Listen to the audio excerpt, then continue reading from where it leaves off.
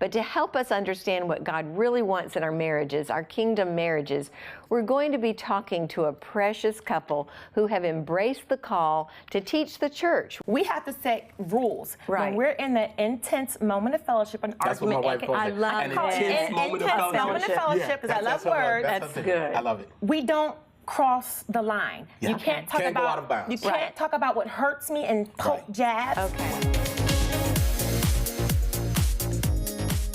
Hey everyone, I'm so glad that you're here with us today. We've been having such a great time talking about kingdom marriages with the current ladies, but now we have a couple of guests who are actually going to be experts at kingdom marriage because they have written a book called Love and Happiness, The Secrets to Creating Winning Relationships. And that's what we want. We want our marriages to be winning relationships, godly relationships, kingdom marriages. So doctors, yes, they're both doctors, Vandy and Barbara Colter are here with us today to talk to us about how to have a kingdom marriage. Welcome, Colters. Thank you. Happy to be here. Thank you. I'm so glad to have you here. Our viewers might recognize you from being on the air. You are one of our preaching partners, Dr. Vandy, Yes. Bishop Vandy. Thank you Yes. so much. Tell us what time you're on and what's the name of the show. The name of the show is Walking by Faith with Bishop Vandy Colter.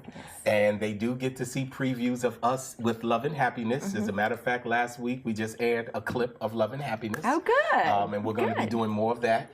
So it's exciting. We're so blessed to be part of the Good Life family. We're the blessed. You have blessed us tremendously. So thank you for being on our airways. 5 a.m. viewers, you don't want to miss it. Put your if you're not up that early, set your VCR to be able to do that because it's so wonderful to every watch you. Tuesday at 5 a.m. Yes. Tuesday at 5 a.m. Walking by Faith. You authored this book, Love and Happiness. You are experts at marriage because you teach on this. Yes, we teach. And you have also been married for a little while, right? Yes. How long? You want me to tell it? No, let's let Barbara tell it. I'm not going to put you on the spot because you might not remember, Vandy. Barbara, tell us. He's really good. 17 years in July. That is amazing. And you have how many children? 2 wonderful daughters. 2 beautiful daughters Yes. who are how old? 13 and 15. Okay, 13, that is 15. great. Wonderful.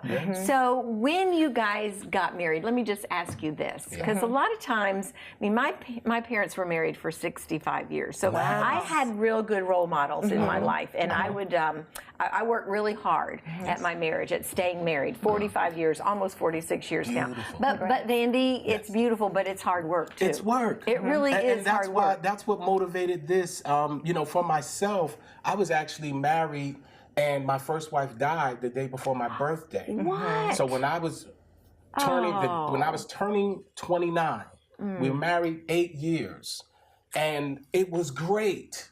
And I remember someone saying to me, when I was telling them about it after I moved to New Jersey, where I ended up meeting my wife, Barbara, they said, "Do you think you'll ever be that happy again?" And I said, "Absolutely." And he said, "Why do you say that?" I said, "Because I'm 30. If you ask me if the God I know does not have the best yet to come, it doesn't take away from the great life I had to believe God for more." And a lot of couples, when they lose people, they end up just laying in the grave with the other person for a long time, or they're in divorce court. They lay in divorce court. And I was always believing God, and I waited 12 years, and I began to prepare myself for this lovely gift. And it doesn't take away from the great marriage I had to say that I'm happier now. Not just because I'm older, you can manage things better, but it really is a blessing to know the joy of marriage, and it's precious. So that's what stemmed the book, because so many couples are married and not happy. They're in love with no happiness. And as a certified Christian counselor, counseling people, I was always like, we can help this. And my wife is so anointed in her own capacity. I know she is. And it's just, it's what we do is just, it's super. It's awesome. One of the chapters that you talk about is finding each other's frequency. Yes. What does that mean? It means a lot, because the Bible says, with all you're getting, get understanding. Now, here's the real deal. What happens is when people come together, they each have their own sound that's innate. And I call it a soulical DNA. Meaning in your soul, you have your own unique identification. That's good. Based on your experiences, your exposures, your environment, the things that you've been through. They create how you react to things that, and if someone doesn't know your DNA, your mate compares you to a past relationship, your response is unique to your exposures and your past. So there's a process, just like AM and FM radio.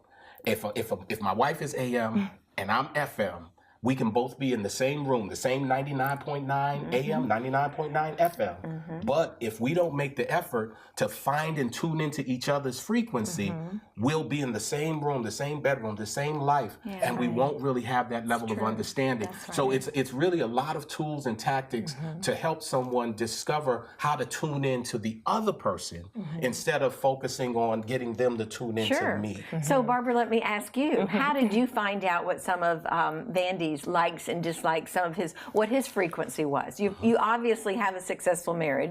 To God be the glory. Yes. And it is work. It is work. Continual work. It's a work of love. Right. It is. Total, we've been together 19 years, but married 17 years. So I know when I wanted to be in a relationship, I had to pray and ask God, send me who you want me to have. And so in finding my husband's frequency, I care about what he cares about. Since I have his heart, I want to put his best interest at heart.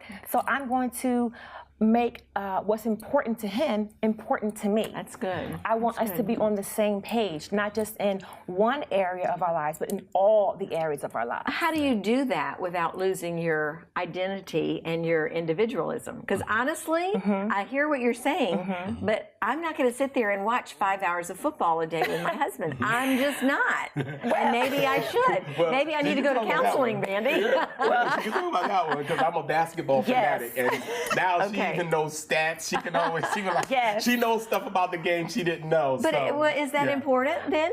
Honestly, it is. And at first, it was like, okay, basketball again. I know. I'm like, you know what? Okay, I'm just going to see. I wanted to see what you like. Let me just try it. So I started watching basketball, and now I'm like a bigger fan than he is. Let's get some tickets. Let's go to the game. That's amazing. Yeah, we go to a lot all over the country. We go to games. Right, but also the things that I love, the things that I find interesting, he has to be concerned about that also. So now he has interest in it. So what are some of her frequencies that you've become involved in? The kind of movies she likes are not the ones that I would normally pick. Will you go to a romantic comedy? Oh, well, I love everything, first of all. Okay. But no, I'm talking about what's the channel for that Lifetime. Yeah. So, Or the home shopping.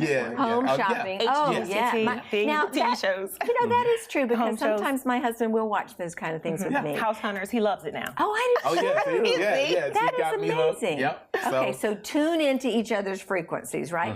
All right, let me ask you this, because people will be thinking about the book today, looking at you all, seeing that you have a great marriage, and the fact that there are strategies and tips, which I think is really important. Actionable items. Right. It's Not just, oh, you need to have a about great the problem, and then you're like, okay, you open me up. How do you close it up? Exactly. So is the book only for those who are in crisis and are having a hard time with their marriage, or should everybody read it? It is so, the way that we have organized the content, it's like food. There's some people who eat when they're starving, hungry. There's other people who eat just because they kind of want to eat a little something. And there's other people who eat because they want to enjoy the food. I just want to treat myself to something nice. That's the way we did the content. It's not just for people heading to divorce. It's not just for singles who are gathering and preparing themselves to be a Ruth and a Boaz. Although that's important. It's very important. All of those things are there. If they're single, this helps them prepare themselves with the right strategies. Because when you talk about building a life together, as you know, you need a lot of tools. Right. And if you show up onto an empty lot and you just say, I'm going to build, and I have no hammer, I have no tools, I have no electricians, I have no skills, you are going to struggle for a long time. And most people, we look at relationship based on our maturation in age chronologically. The reality is you can be 40 with an EQ, emotional, IQ of 18-year-old. And it's never based on age. It's never based on vocation. And so this is really to help everybody, if you've been married 50 years, how to make sure that you can always be happier. You can, because we evolve as people. That's true. So you're continually, my wife, we're always changing. And so this helps you just have other tools to create the life that you have to eat from. So Okay, so there's a great chapter in here about not dying in the dark. What does that mean? Well, throughout our marriage, there's times that you go through things. You know, you go through financial distress, just maybe a health issue. A move across the country, which you all have to do, right? The stressful times in your relationship. My husband, I tell you, it's a gift being married to a certified Christian counselor. Yeah. I tell you that. So he would always tell me, Barb, you know, our relationship, you know, we have to be in love at the end of the day. We want to, you know, keep our marriage fruitful, keep our marriage, you know, in tune to each other. We can't die during the stressful financial times. We can't become bitter to each other. We can't, you know, the kids are going stressful and every side is going through different things. We've got to maintain being in love no matter what we hit, how the enemy attacks us. We've got to find a way to stay in love, stay together, and just, you know. How do you do that? How do you stay in love? Well, we did a number of things. Yes. When we first got married, we had this grand plan. Yes. You know, she had her own business, I had mine. I had this merger in mind. We were ready to be on Easy Street. Our marriage was a celebration of life. You know, our honeymoon was a tour in states from Hawaii to such. Mexico, everywhere. It was a 20-day honeymoon. 21 days. It was crazy. We came back off the honeymoon. Her business crashed. Oh. Her business, I wasn't there. All the plans I had were gone now. Right. And we were in the process of building our home. And when I came, they told me, they said, well, here's the deal, because back then, we're going back now, you know, going back almost 20 years. No, it's they said, 18 they said, years, so here's the, this was almost 20 years. Yeah. Pretty much. Oh, I love to see this. A little bit of dissension. Just a little. I mean, you can't a little be perfect. chip in the armor. There you go. Keep going. And so the mortgage company told me, they said, you know, because my wife was shattered. You know, she was. Oh, yeah. I let her lay in bed for like how long? How did 3 months. Like, she just laid in bed. Yeah, because I was your independent. baby I was is your just Miss business. Independent. Yeah. It's your baby. Right. Oh, it is? Yeah. And and so I just, because I've always had businesses and birth, I knew the pain. Right. And so after we finally got into the house, I had to carry her 2 cars, her house, my 2 houses, my 2 cars, everything. I had to carry it all to get us in, and they said you can't be late on nothing because back then it was a different, you know, system to get in. Right. And so once we got in, it was like, now we're kind of like depleted. Yeah. And we found ourselves really tight. Right. Really in a struggle. Right. And as we're struggling, and of course, I always say this to couples: women don't do broke well. No, We don't. When that is gone, you know, love and everything else. Men want to fix things right away, and you're good fixers. We're good at going, I can't and do you this. need the stability, and that, you know, and that was gone. And so what we did is we started doing simple things. I said, listen, we're broke. Okay. Now we can keep the roof over our head and all this. We didn't have kids at the time because you know we just got married. I said, listen, let's do $10 dates. Right. Let's get creative. Back then you could do a little more with $10. Today I'd say do a $20 date. That would be the equivalent. Right. And so we would clip coupons. Yeah. And you know we made a game of it. It was a competition. Who could find the most creative ways? Applebee's is having a buy one appetizer get one free. That's all we're here for. Yeah. Just an appetizer. And we would also, if I may say, we also make sandwiches and go to the beach. Yep. Yeah. You know, just go to the ride. park, Right. ride our bicycles, do things that it doesn't take much money. You know, it's just the conversation. Because the just worst love thing is that. to spend all the money on that wedding, Right. and Yes. have an empty marriage. That's So true. I just kept feeding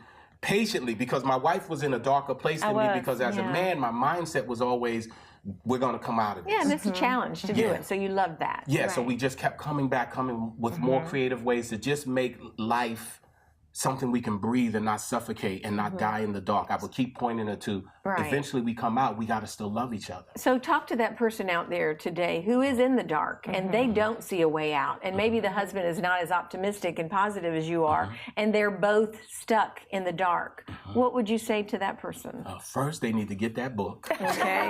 Love and Happiness, and that's one key. And really try to speak with the individual you love and work backwards. You know, one of the things I do when couples are in distress is I get them to start seeing vision.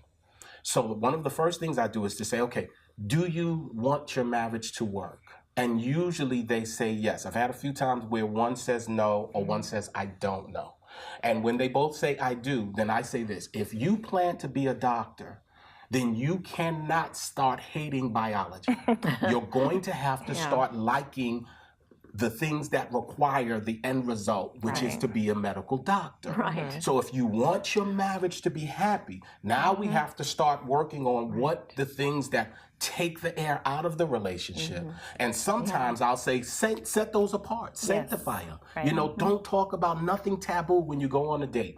Don't No talk bills, about no any kids. of your Oh, triggers. that's good. Nothing. That's good. Leave the triggers Yeah. off the table. Right. Anything I call minefields Yeah. that And you just- step on Right. unknowingly that Rediscover blows up. why you love that person in That's the first right. place. Give yourself Absolutely. some positive. Yeah, and I'll give you this before I just end. One of the things I try to tell them, it's like credit. If you've got bad credit, it doesn't go away. Right. You have to start developing positive credit lines That's right. to make your score develop. It doesn't mean the bad went away. So you now need to do some positive things together That's to good. just kind of feel like, okay, we'll be okay. So, do you feel like even in your marriage, let me get real personal with you, because there is a great chapter on rules of engagement and what happens when your love is under attack, and the enemy would like nothing better than to destroy my marriage and your marriage. Right. What do you do? And have you ever been under attack? Your marriage? Absolutely. Many times. Okay. So, what do you do when you feel that sort of attack? Well, because you're looking at me, I'll say this. One of the things I did early on is I created rules of engagement. And what that meant is we had to look at it like a basketball because I'm a big basketball fan. Right. I said, there are certain things that are out of bounds. And we have to both buy in Yes. on the Okay. front end. Yes. Because in the live moment, so in the rules of engagement, for example, I can't talk about her mother. No. My mothers are off. If I say, Okay. you sound just like your mother, we are now escalating to... But she had to tell you that at some point, well, no, right? she will blow up enough. But you figured it out. Yes. Okay. Yes. I will Okay. figure it out. So basically, what he came up with, we have to set rules Right. when we're in that intense moment of fellowship, an That's what my argument. wife calls I it. love An it. intense moment of Intense fellowship. moment of fellowship, 'cause I love what words. That's That's the thing. good. I love it. We don't cross the line. Yeah. You can't talk Can't go about out of bounds. you can't Right. talk about what hurts me and poke Right. jabs. Okay. Right. Don't talk about my mother. You don't talk about that and that. And Okay. what's your sensitive Yeah. area? So then Right. he told me. Okay. So if either one of us crossed it on purpose, we know then we were just And you can trying call to the foul. be right. Yeah. Okay, great. And in the I love live moment, that. sometimes in the beginning, it'll be wanna like jab. because it's so hot, and I Yes. might say, "Hey, that's out of bounds." I don't care. You know, another thing, Right. and another thing, and Right. then after we calm down, we say, "Okay, well, now we got to enforce this Right. and That's submit good. to this," because Right. one of the things that I talk about in the book is marriage is an institution, and an institution demands a certain amount of behavior. If I go to any institution, it requires me to behave a certain way. Right. In the institution of Christ, it requires a certain behavior. That's the right. minute I make the marriage greater than my feelings, the minute she makes the marriage greater than her feelings, we position ourselves not to wreck the marriage. That's right. Because we hold the marriage in a higher esteem than how we Vandy, feel. that is so good. What you're talking about, Vandy and Barbara, is fighting fairly. That it's okay to have fights in your marriage, arguments, disagreements, intense Moment of fellowship. moments Intense of moments fellowship. of fellowship. I love that. Yeah. But fight fairly, Yes. right? And that's Yes. what you're doing. Yes. There's another thing that you say. I mean, I could go through every chapter because they're so rich and so good. But it's easy to find love. I mean, we can fall in love like that. That's Yes. real easy. But to keep love is really different, and it requires a lot of what you're talking about. Talk us through that finding love versus keeping love. With the love dynamic, I find that most people really just need to recognize how precious the love is. Not to put that love or douse it or quench it, Yeah. but also recognize that in and of itself is not enough to keep a person happy. Right. You know, because we can love you while we leave you. Yeah. You know, and what's really important is to create a relationship, a foundation that is really built with not just mutual respect and not just the kind of love, but we've got to do things together to be happy. You know, we've got to find what makes you happy. I have to respect it. She has to respect what makes me happy. And we have to actually work on those things to create love. But and happiness is not fleeting. The philosophy I have is that it's like a marriage. If you say, in your case, you've been married how many years? 45. Which is a tremendous, that is like I'm cheering every time I hear those things. And the sad thing for us is we know people who've been married those kind of years Yes. and they don't like each other. Right. They are not happy. You know, let's talk a little bit about another chapter, or maybe it wasn't a whole chapter, but maybe it was just a truth that you talk about and hear about. The non-essential of being right versus being well received. You're in our world now. I don't have to be right every time, No. but I better be well received by my mate. and by my friends, and by my coworkers, and by my boss. I want to be, everybody has that desire in their heart to be well received. How do we keep from having to be right? Well, the problem that most people have is they don't want to be received. They want to be right. No, I want to be received. They really want to be right. Okay, and so so how what do we get rid happens of is that? the conversation becomes a monologue with two people, where one person is just, because it's all about being right. Just admit it, admit it. Meanwhile, they're quenching the other person's soul. That's right. And the other person doesn't receive them. So I found early on, because I was right a lot. I mean, I had. You see, that's a gender thing. He wasn't received. Listen, I got a card that says I'm always right. I can prove it's a card. But you don't I think that's a gender thing for a man that always have to be right? And wouldn't you rather be well received than right? Do you think it's a gender thing? I can't say that. I really can't say that. But when I met her, she was to her sister. And I was just sitting, we're dating. I'm sitting downstairs and I'm hearing her, and she was saying nothing wrong. But I knew she was not being received. It's the way I was saying it. She was just. And another thing, and I was like, well, it's all true, but I know that woman is shutting you out. Like, I can't receive you. So how'd you get away from that? My husband, thank God. I know, married to a marriage counselor, there's something not fair about that. Yes. One day, we were talking in intense moment of fellowship. Yes. And what he was telling me, I could receive that information, but it was the way he was conveying it. It's like, whoa, it's too much, you know? And he said, okay. And then he had to talk to me about the same thing. Do you want to be right or receive? Well, I want to be both. I want to be right, but I want you to receive what I'm saying. Well, you have to manage the way you're communicating to me in this time. And that kind of helped. And that birthed a position that became something I reference in the book, which is phrasing. Because one of the things I noticed is, as I'm speaking to her, if I hit a certain thing without considering her feelings, she stops listening. Yes. And meanwhile, I'm doing this amazing kind of you're a great communicator. And I'm like, I'm hitting this thing, Barbara. I'm like, you're done. Yeah, and she's still stuck. She's still stuck 10 minutes ago. And then I'm like, you mean I wasted all that great? You should have been like, this is awesome. And I just realized I have to phrase it different. So that became a core value in our relationship, is how we phrase.